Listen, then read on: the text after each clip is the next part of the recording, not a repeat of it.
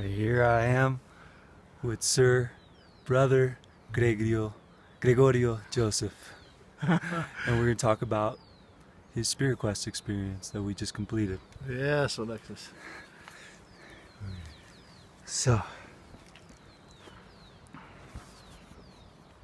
Well, this is a pretty exciting thing to share. It's exciting because it's so simple.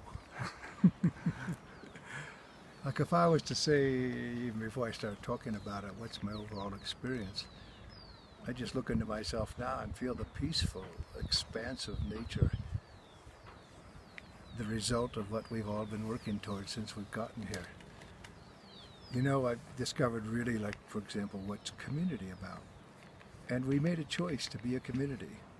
I think it is a choice. So we chose to cook together, to shop together.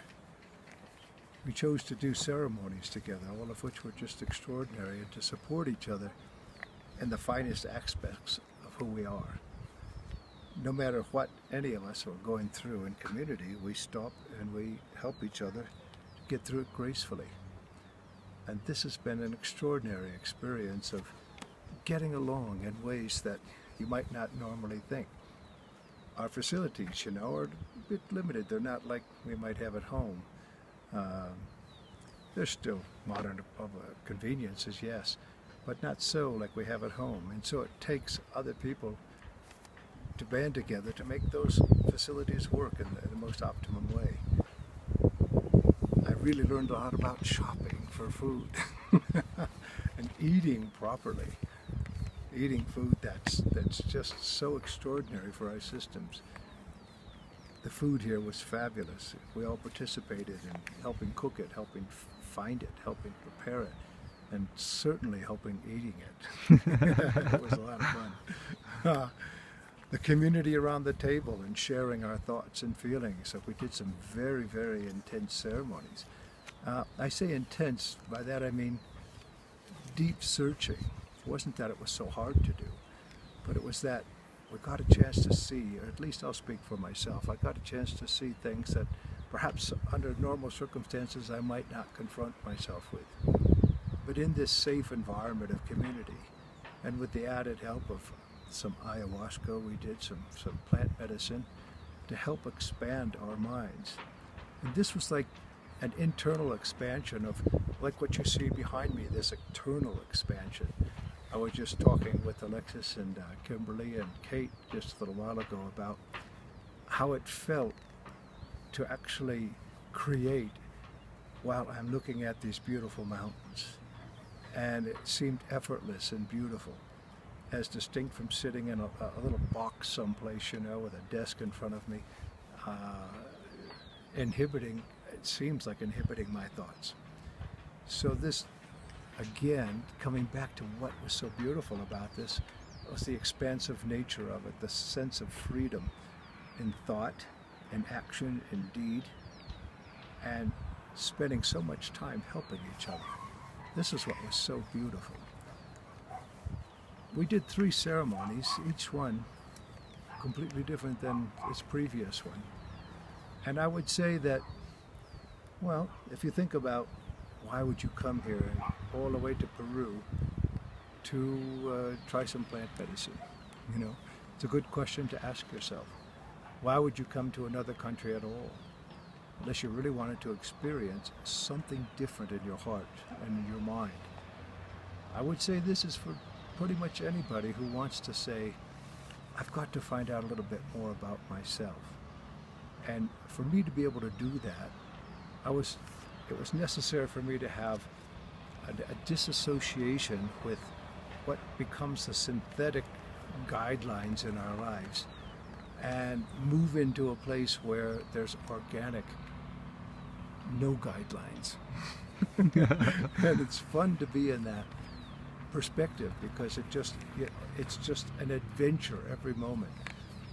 We went up to Machu Picchu, for example, and just to see the incredible industriousness of these people long past and the culture that they left behind, the beautiful architecture and structure. And as a builder, it was just so mind perplexing to see For example, all of the levels of forming that were done and the way that they would come right down to an edge of a cliff.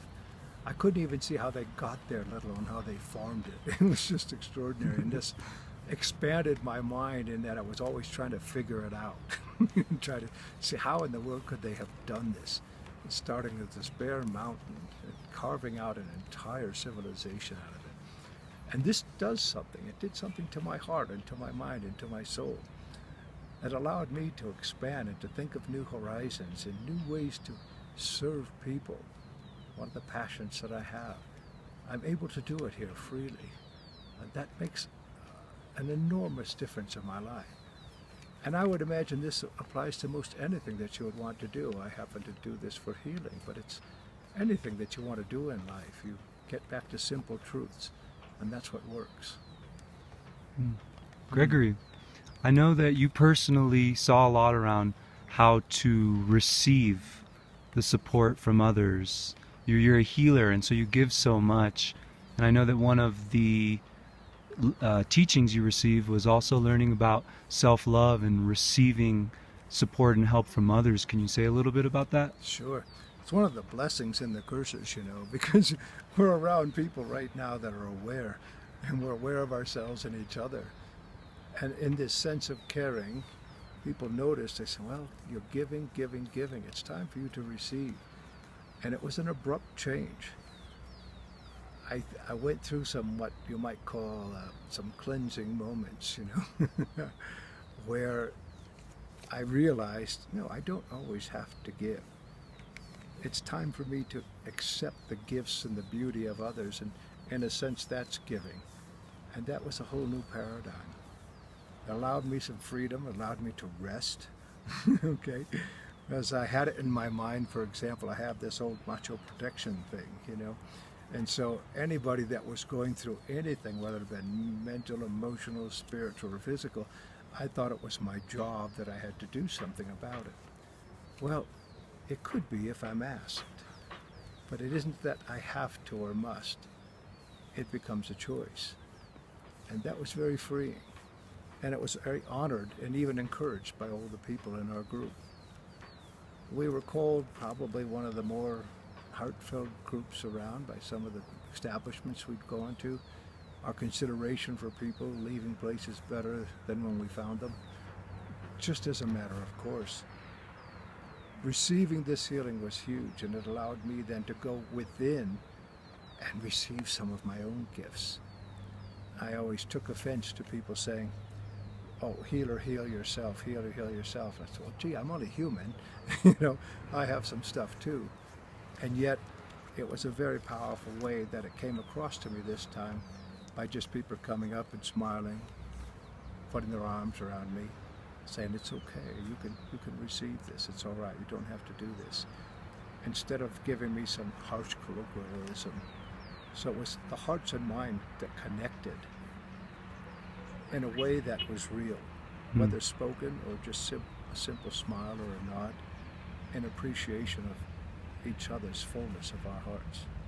This was a beautiful, beautiful experience that even if you don't think that the plant medicine or hiking in the mountains, which is for you, I would suggest you try it anyway and pick and choose which ones you like.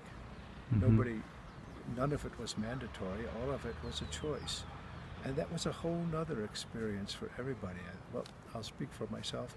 Just being able to choose. Do you want to climb up this mountain that you can barely, breathe already just walking? Or do you want to wait and have a nice meal somewhere? It's okay. And this makes this a pleasant experience for everyone. Would we encourage you to try and stretch a little bit?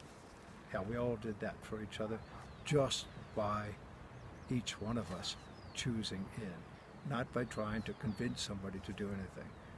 And to me, that was a pure sense of community.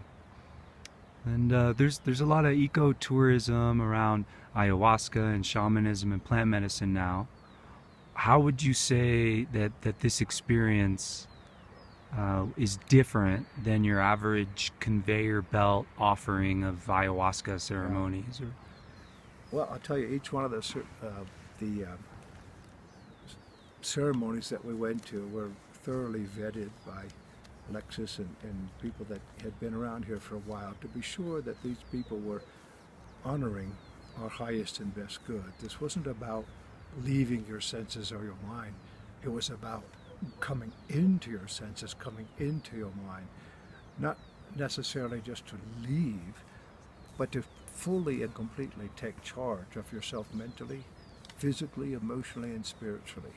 To be fully conscious during that process, and to know that each one of us was supported by the integrity and dignity of the person giving us the ceremony, the integrity, the dignity, and the support of a group.